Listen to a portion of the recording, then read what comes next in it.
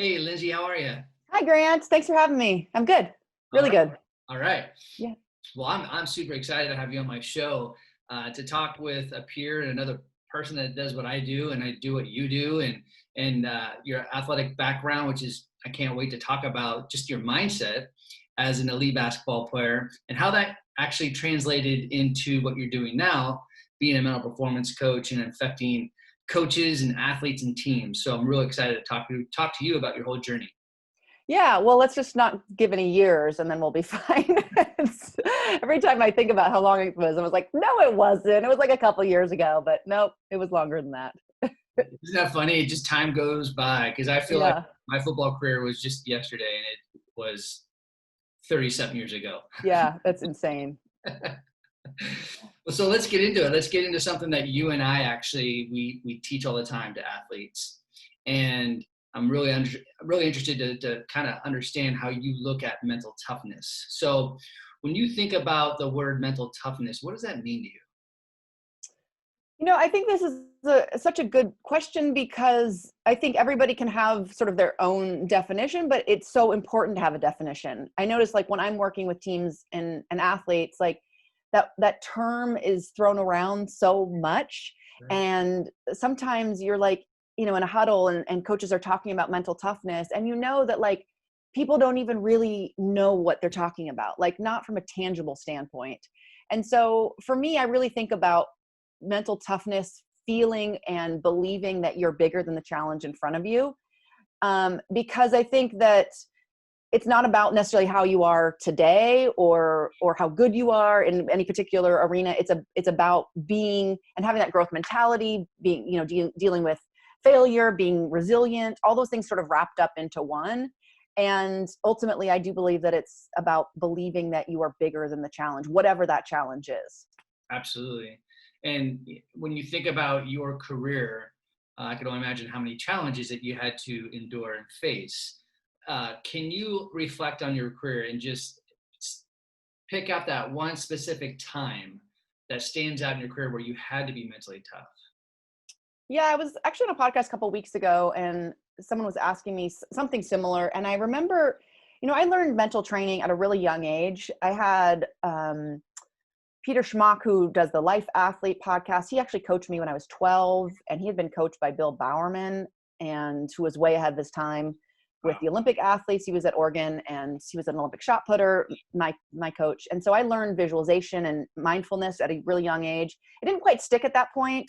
But then at 16, I was really at a breaking point in my career, which sounds very dramatic, except that all of us know, like you have a pretty small window to get recruited to get to the next level. And once that door is shut, it is shut.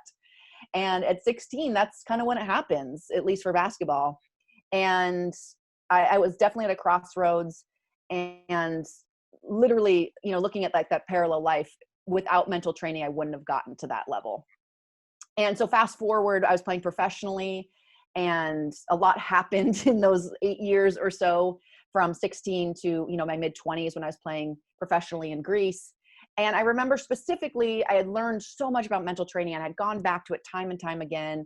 And I was getting to that next level. I was learning hypnosis and about meditation again and Zen and flow and all those types of things that you and I nerd out on.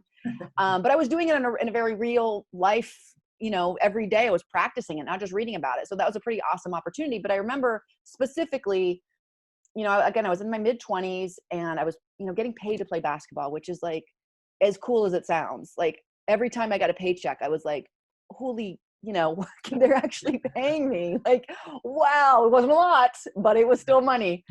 And it was a lot to me. And so I remember I think the game was tied.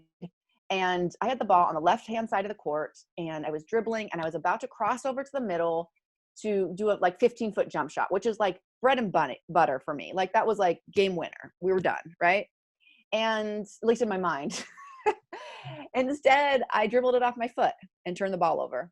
And the other team got it and immediately called a timeout. And I remember that just like, F word, like like the whistle blows and you're just like, God, like, and then you have like all these thoughts, right? Like someone's paying me to do this. Like, when, like, you're getting paid to play basketball and you just dribbled the ball off your foot. Like, everybody there thought you were going to win the game and you didn't. And we've all had those moments, right? Whether it's you blew a presentation, or you bombed a test, or you had a bad date, like that feeling of just like, I always say you're like going to get on the negative train. And that feels like a natural, unavoidable consequence of being in that situation, right? Like, it feels like you have absolutely no agency to change your mindset in that moment. It feels overwhelming. It feels judgmental, and it feels like the right thing to do. That's the other thing. It feels like that's how you should be feeling if you are a competitive person. And I'd been doing a lot of work, and that was my test, just to go into the huddle. And I teach a mistake ritual. So I did my breathing and my mistake ritual. And my word was, so I would take a deep breath and I would say, be present. And I exhaled, and then I went back on the court on defense. Right. And so I'm playing defense. And again, in a parallel universe, I would have just been so frustrated that I just blew the game, that I would have fouled, or just been like, okay, I'm going to try hard, but like, this is over, you know? Right. Instead, I literally remember this. This was like 10 years ago, over 10 years ago. I remember thinking, I'm going to be in this moment. This is it. And I got back on defense, and I remember stealing the ball and lobbing it to my teammate who was like on a fast break layup. And she got a wide open layup by herself with 0 seconds left, or, 0.1, whatever. And so we won the game, which is obviously a great story. It's always great to talk about winning. I don't know if I would remember it if we didn't win, but still, that wasn't the point, right? Like, the point was, in that moment, everything that I had learned, everything that I now teach, I got to actually practice when literally a game was on the line. And so that's definitely one that I think back, and I couldn't have done that without mental training. Like, there's no way. Right. Right. It's funny, you bring up some memories while you're talking, because like you, I had a father that actually introduced this work to me when I was about 10. Oh, wow. Cool. Yeah, so breathing, visualization, self-talk, all that. He would, and no one taught him. He just read about it. So, Yeah. And so he was introducing it, and he coached my brother and I all throughout high school. So it was something that was a part of my fabric. But the interesting thing is that in high school, when I look back at what was the game or the moment where I tapped into my mental skills, that it was my junior year, and it was that moment. So it was early in my career. Now, my worst game in my entire life was my last season of football, which is my junior year in college. And I didn't have a mental game at all, because I totally abandoned everything because I didn't feel good. I was sick. And I already went into it thinking that I wasn't going to do well. And I didn't do well. I mean, it was the worst game of my entire life.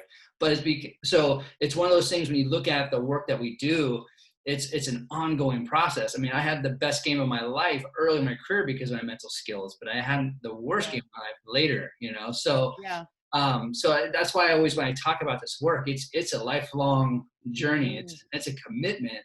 Oh, for sure. We have to connect to, right? Yeah. And you talked a little bit about when you were younger, didn't know if it was like it didn't stick, and it makes sense. But do you feel like when you're working with high school athletes or even youth, do you feel like it's more of an introductory experience for them? Or, I mean, I know it's different from athlete to athlete. Yeah. But I think it really depends on how serious they are about their sport. And some of this goes into them and their personality, their age, but it also can be the sport.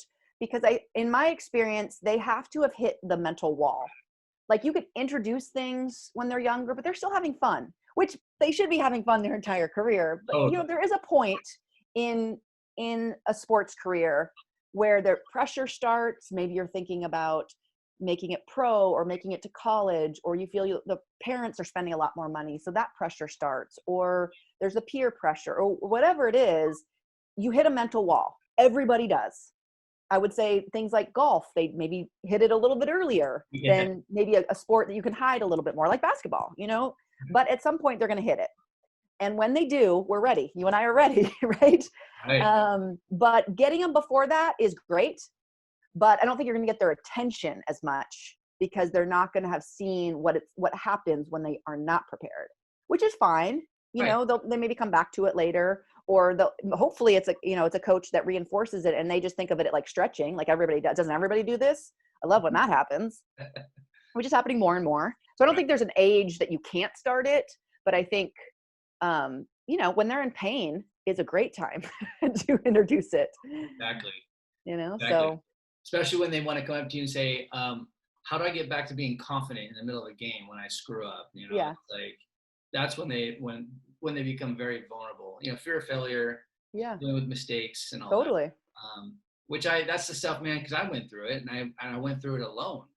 Uh, yeah, and so if I could be that guide, um, totally, and it's just, I don't know, I know this, and I can tell, since we were talking about this before the show, this work, there's a frequency to it. And when I see it work, or when I see someone bought in, that's the thing. Like when someone asks me, hey, what's the biggest, or what's the best thing about your job? It's when an athlete, a team, or a coach is bought in. Like, I don't hmm care if they're not seeing results, but they're just bought into it and they're trusting the process. To me, man, I start breakdancing inside. Like yeah. I feel it. I love it.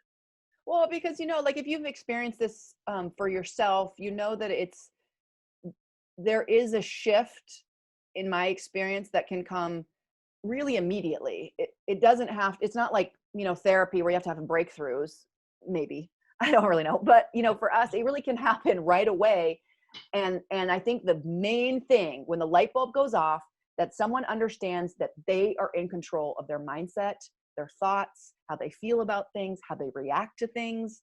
Yeah. Like, talk about an empowering, lifelong, like it's like a flip, like it's like there's just switch this flip, and all of a sudden they realize they're not a victim. They're not just, life isn't just happening to them, that they get to decide.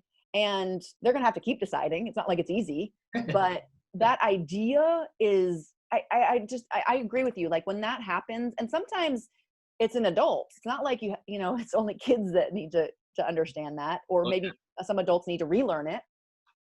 But yeah, I agree. That's pretty, that's what motivates us, right? Like for someone to understand that is really, it's life-changing, like for totally. sure. Absolutely. Yeah. And I always say this about my job, because I'm human. Like, I'm not perfect. Like I, I have shitty days. Like there's times where I get in my head. There's sometimes like, I forget the things that I'm teaching my clients. And so I always have to remind myself to be my work. And the Oh more that yeah. I'm being my work, because I gotta, if I'm gonna teach you, I gotta be Yeah. doing this stuff. Um, In our it's a really good point. And I think for myself, I've always known that for myself as a mindset coach, but earlier in my career I would very much go into teams. And I don't know if it's like an insecurity thing for me, but I'd be working with like top teams in the country, and I'd be at Stanford and Alabama and Oklahoma, and I would sort of allow the coaches to just give it to their athletes, right? Like, I'm going to come in, I'm going to be the expert, and I will teach it to them. But honestly, now I'm like, it starts with the coach, period. End of story. Like, if they are, I always give the example of like, they can tell their athletes to be calm under pressure all day long, and they are like freaked out about their job. They're drinking 10 Diet Cokes a day, recruiting like their family. And then they come into the huddle and they're just like, everybody relax, and it's like, it starts with us as coaches. It starts with the actual sports coaches, if they have them.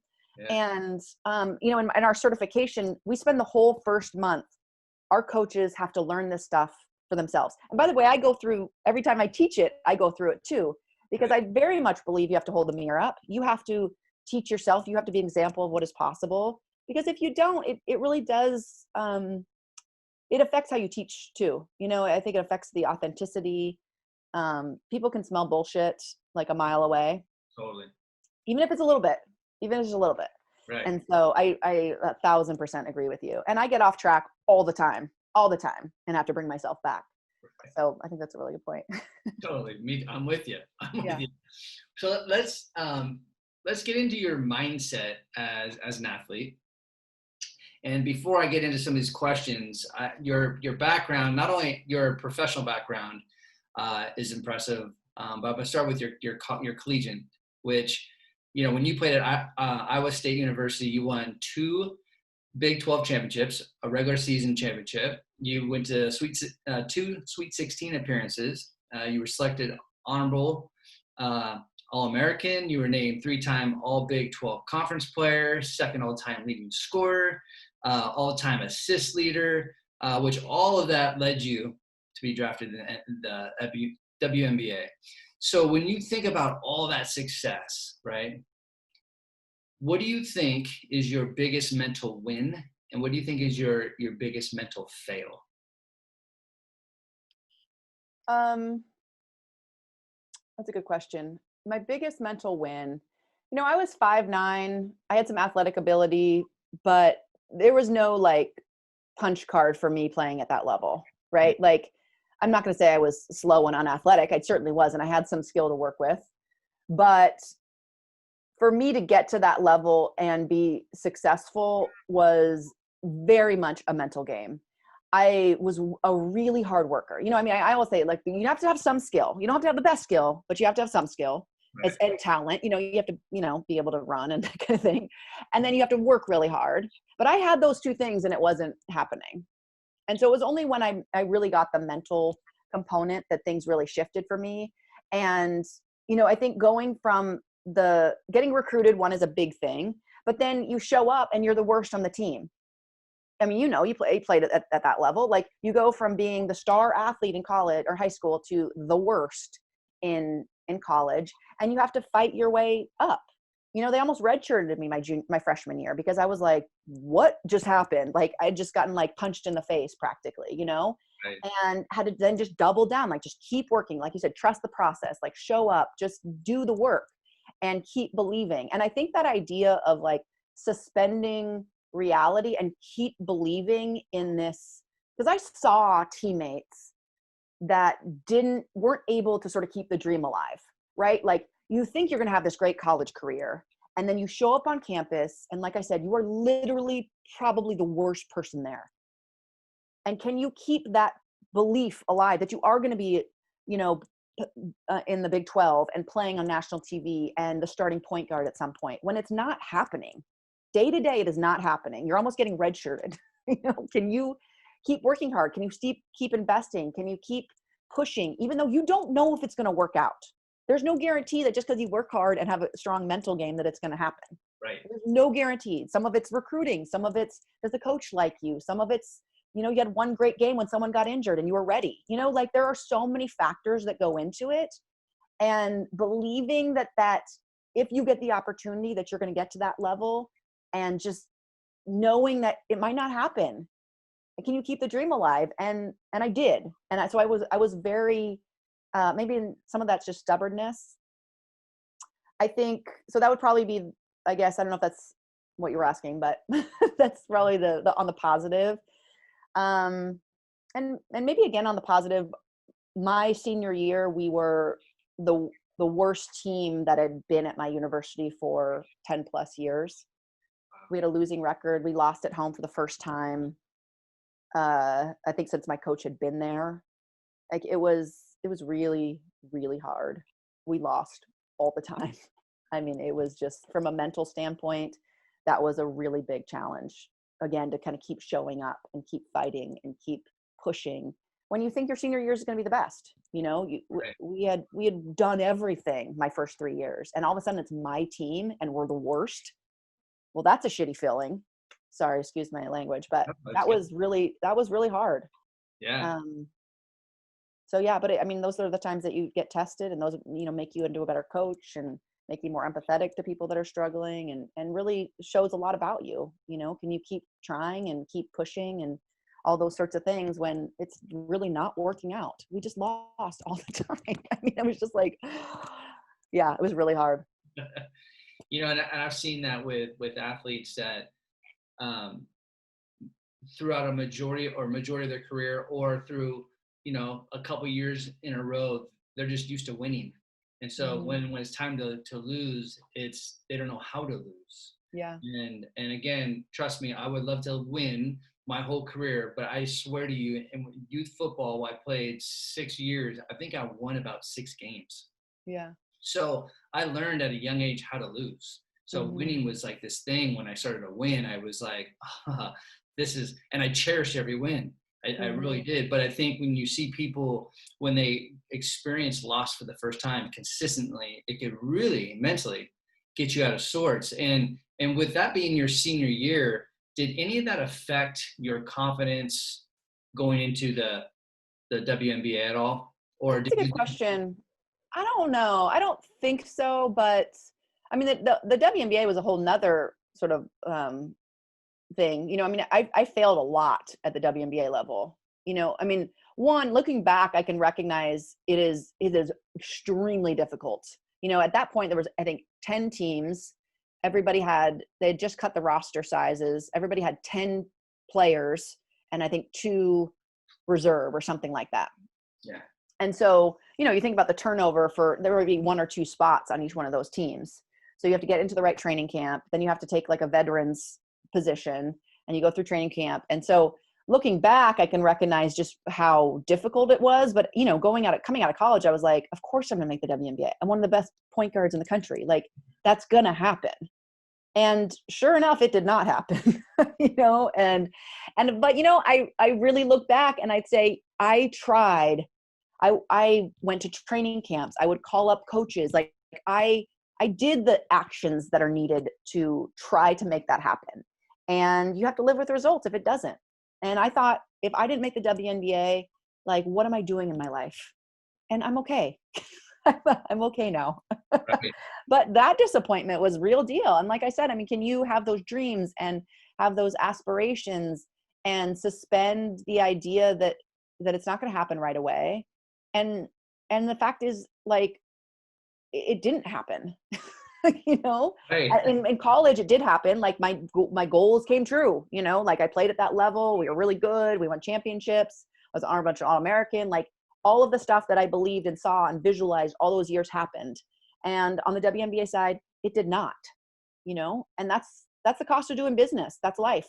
And at the time, like I said, I thought, well, and I had also wrapped up all these other things like, well, I can't be a mindset coach if this process didn't actually work for me getting in the WNBA. Nobody's going to listen to me. And now I'm like, that's the reason people listen to me, is because I've also failed, but that's youth, I guess, Oh, man. I love it that you brought that up, because even though I felt pretty good reflecting my career, but my last season was the worst season in my entire life. So when I started talking about being a mental performance coach and writing my book, and for whatever reason, I was always going back, well, those people that played with me that last season, I was defining my whole existence off that last season. Yeah. Are they going to think that I'm a fraud because I really wasn't that good? Right. But I let that go. I had to let that go to move on. Yeah. And I do want to, in a second, talk about that transition out of sport, because everyone has to go through it, especially like someone like you that had dedicated at that elite level. There's things that you go through when you leave the sport. Yes. But before we get into that, can you just share with my listeners, like, what was it like when you got drafted? Like that moment where you had a successful collegiate career, you worked your tail off all the way up, you're seeing your dream. Like, what was it like when you got drafted? Yeah, it was really exciting. I mean, I think I knew that it was challenging to make a team, to get invited into a training camp. And I was third, I think I was third round. So there was no guarantees, but I remember thinking, like, this is of course going to date me, but when I first got really serious about playing at the collegiate level, the WNBA had just started. Like, I think I was about 12. There was something prior to that, a women's league that had been folded. And so, like, my whole childhood, there was like, is there even going to be an opportunity to play professionally? Because at 12, so the fast forward 10 years, the WNBA was still there. That's when I got drafted. That's not that long. Right. So, when I first started playing basketball, it sounds crazy now, there was no women's league in America. There was no options for playing. So, like, when I was little, I dreamed of being Michael Jordan. That's how it was. Right. And then later, when I was about 12, that was like the dream team with like Cheryl Swoops and Rebecca Lobo and Lisa Leslie and some of those like more household names. But that was, not that long before then and some of those women were on my team when I got drafted. I remember being at the table like, oh my God, I watched you play in the Olympics when they first did the WNBA. And the women were like, yeah, thanks. That makes me feel old, but cool. And so that was really cool, because there was no guarantee that I was going to make it. There was no guarantee that there was even going to be a league for women. So just to be a part of that in my small way was really cool. That's awesome. Well, when you played, um, you were labeled as just relentless the way that you played. Where did that come from? What motivated you to be so relentless on the court? And how did that relentlessness like transition into what you're doing now outside of sport? Yeah. You know, I think this kind of goes back to, people are always like, well, is it nature versus nurture? Or, like, where does that competitive fire come from? And I do think that it's both. I think that I have more of a stronger personality. I had two older brothers. I have strong women in my family. Like, I think that all goes into it. But I will also say that I almost lost it. I think that our personalities and how we allow ourselves to show up in the world, it snowballs, or it gets like put out. And I don't think that I would have ever just sort of like lived a small life. I think it would have been somewhere in between. Right. Like, but I know that at 16, I was struggling with, I didn't have like an eating disorder or anything like that, but like the general, like, women changes at high school, and like, I don't know about my body, and like, I don't know, should I be going for this thing, and do people really like me, and like, I don't know if I can let myself be relentless. And it wasn't a conscious thing. And that's why I'm so grateful for mental training, because it was kind of like this fork in the road. Like, I'm either going to go for my dreams. And I actually remember having this conversation with my coach. Like, I'm either going to go for my dreams, and those people that are trying to hold me back are going to buy tickets to watch me play, or they're going to watch me play on ESPN. Like, that's one path. Yeah. Or I'm going to try to please everybody, and that's another path. And that's, that sounds sort of like, I don't know, hard nosed or something, but it came down to that sort of being simple for me. But again, I can look back and think like that wasn't guaranteed. And so I think being relentless, I think that's part of our job sometimes as coaches, and as parents, is to make a space that's safe for people to be able to show all that they can be. Totally. I don't think that it's just nature. I think that there's a lot of people that have that in them. And there's all people that maybe that's not their tendency. That, I think that's true as well. Yeah. But someone made it safe for me to be that way.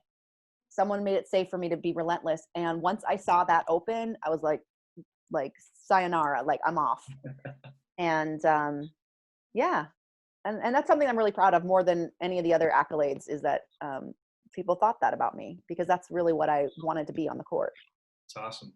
That's awesome. And when you left the game of basketball, did you already know that like the path of being a mindset coach, like, did you already know that, and what was that transition like when you left the game that you just love so much? I know you still love it, but.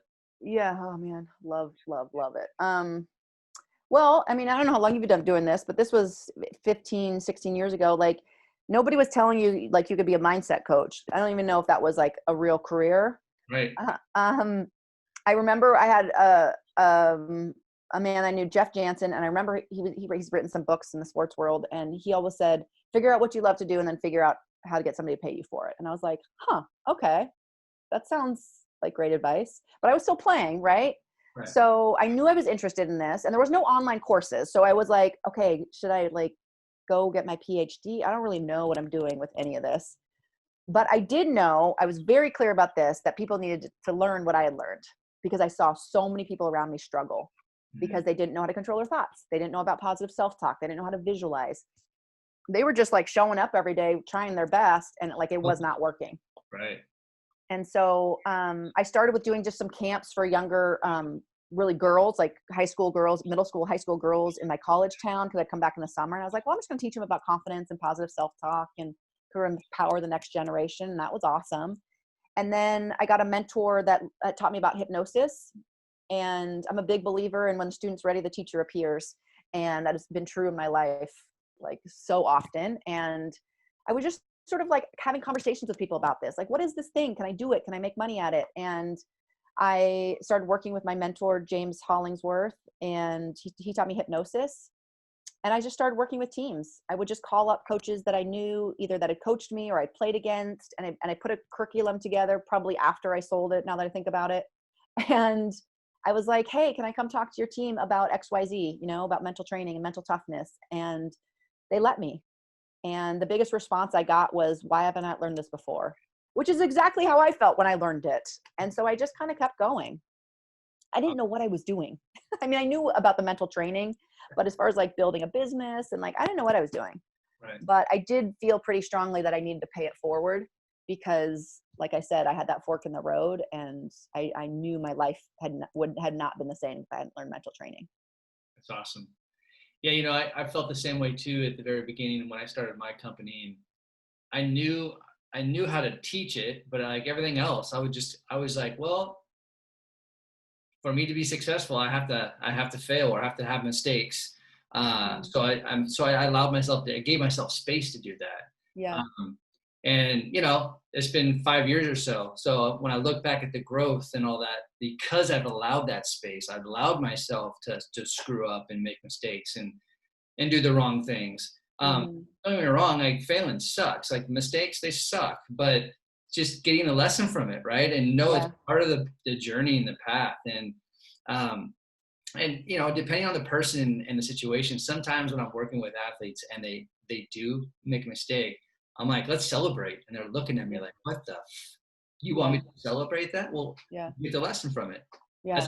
That's all you can do, right? I mean, Yeah. the things you can do, but it's just the things that I have, my own experiences and things that I have picked up over this journey. It's the fact that I can actually have an athlete look at a mistake differently in the moment is huge. Right. Yeah. And I think that's why I'm also passionate about, you know, our mindset coach certification students, because there's a lot of people that want to be mindset coaches. And I think when I started, I think I was a little early as far as like, there was a little education that needed to happen. The coaches that were on board, but it wasn't like a common thing. Right. And the people that were doing it, I think didn't really talk about it. And so there wasn't like this collective mindset of like, you know, everybody does mental training because that's part of sports. And so, but now we do have that. And so there's a lot of people in our community that want to be mindset coaches, and they are passionate about mindset coaches, but they don't know how to service. They don't know how to actually deliver, you know, what they know, and they don't know how to price it or package it or build a business. And so they're just kind of sitting on the sidelines. And there's a lot of athletes and people in general that can benefit from mindset coaching. And so we certify other coaches now. And you know, we only started that like 3 years ago, because prior to that, I was like, can they actually make money at it? I don't want to certify people if there's not like a market for this. Right. And then all of a sudden, like mindfulness blew up, and everybody's talking about mindset, and everybody's into Carol Dweck, and like, you know, we're at a good place now for this to be a viable career for many people. And so anyway, we help people try to not make so many mistakes, because when I started, there really weren't a lot of I didn't have a lot of mentors in this space to help me you know, avoid some of the landmines. Oh, man.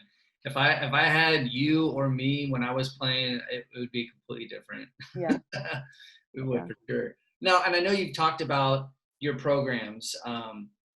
So just like in short, just share with, you know, my listeners about Positive Performance, all the things you guys do, so they can have just a better understanding of like the greatness that comes out of your teachings.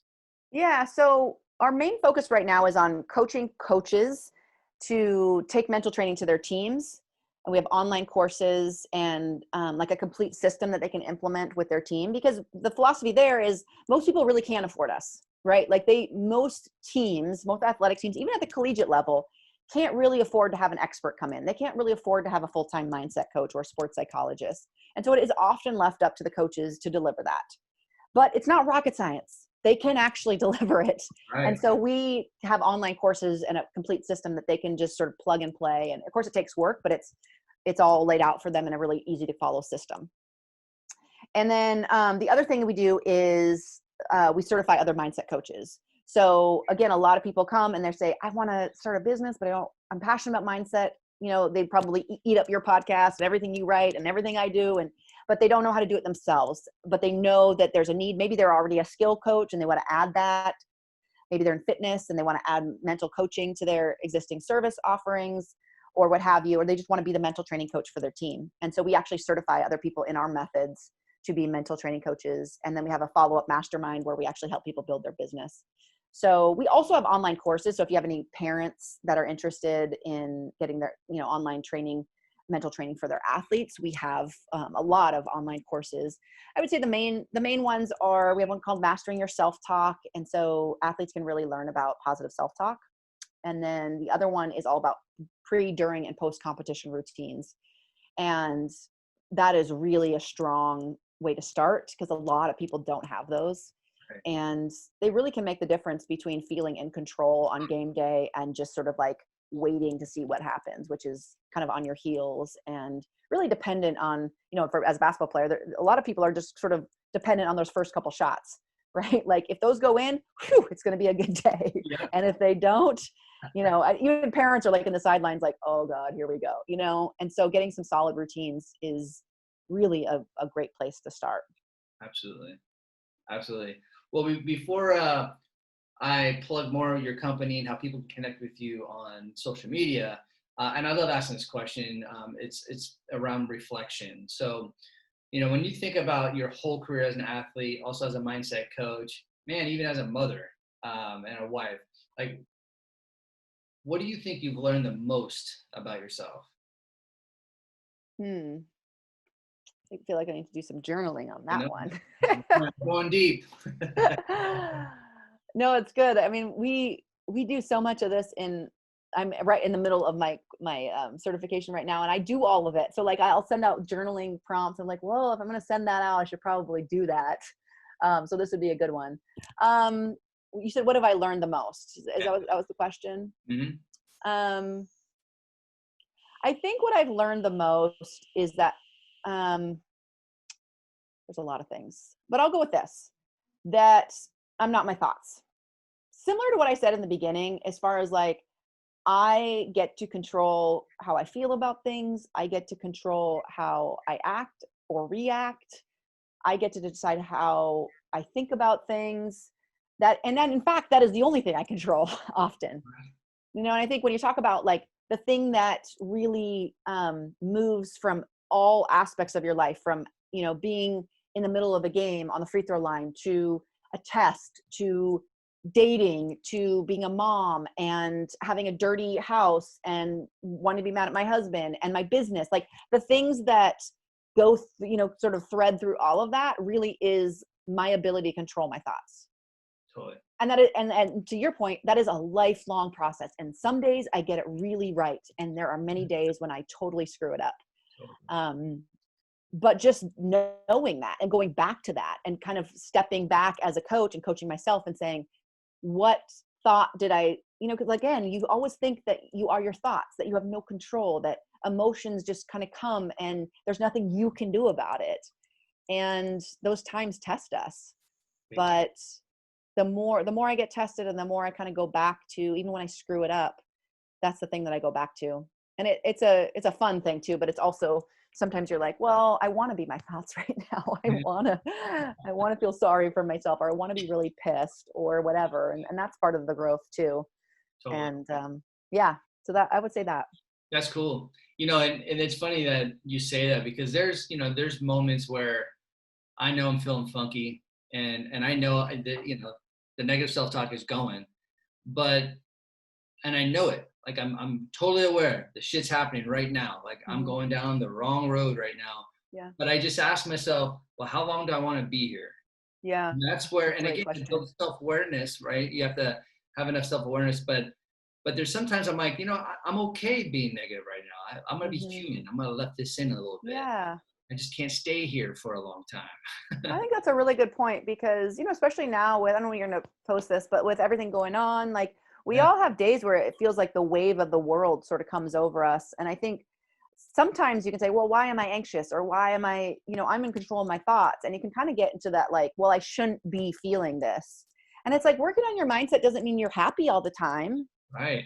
It just means you, like you said, you have that awareness of like, I could stay here forever, or I can maybe go take a walk or call a loved one, or like take some action. I think that's a big part of it too. We're not just sitting and meditating, So I think that's a really good point, because I get into that sometimes too, where I'm like, well, I teach this stuff, like suck it up. Right. Which can be an okay message too, but sometimes you do have to feel. The funny thing is my wife, whenever I start getting grumpy or I start getting negative, she'll sit there and go, okay, mental performance coach. Yeah. And I'm like, okay, got it. Like, 'cause, Yeah. you know, she's just enforcing me and supporting me to be my work, you know, but Yeah. sometimes like, just let me be human sometimes, but Totally. you know, Yeah, I think we all have to be there. But I mean, the fact that you can even, but then it's not, that's not, you're being your thoughts, you're letting yourself feel, which I think is it seems like such a subtle shift. And yet I think it can just be a really profound one. yeah, It can really shift everything. I love it. I love shifting, and I love earlier what you said about turning on that switch. Hmm. I love switching things on, man, and there's so much power to that when you know how to do it and when to do it, and when to switch it off too. Hmm. It's awesome. For So, sure. how can people find you on social media, learn more about your company and all your services? So positiveperformancetraining.com. All of our courses are there. Our next certification will probably be in the fall, although I don't know. We're in the middle of our spring cohort right now, spring to summer.